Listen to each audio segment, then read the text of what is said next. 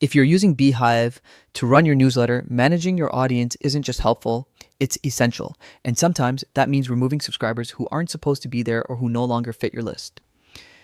In this quick guide, I'll show you exactly how to delete subscribers in Beehiiv the right way, step by step, so your audience stays clean and accurate. Let's get into it. First, head over to the Beehiiv website. If you don't have it bookmarked, just type Beehiiv into your browser and hit enter.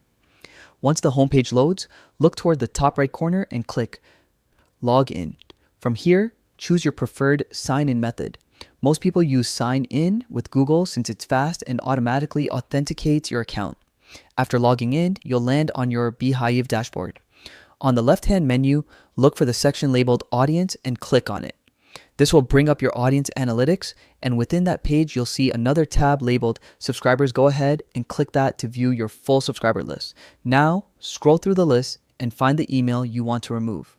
Once you've located it, click directly on that email address. This opens the subscriber's full profile where you can manage their status.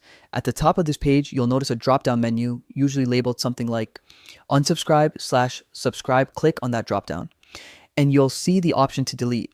Before you continue, remember, deletion is permanent. Make sure you're selecting the correct subscriber. If everything looks right, click delete.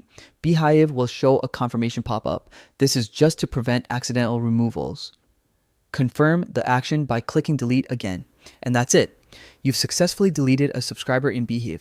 Keeping your list clean not only improves engagement, but also helps you tailor your content to the audience that truly cares. If you need to remove more people, just repeat the same steps.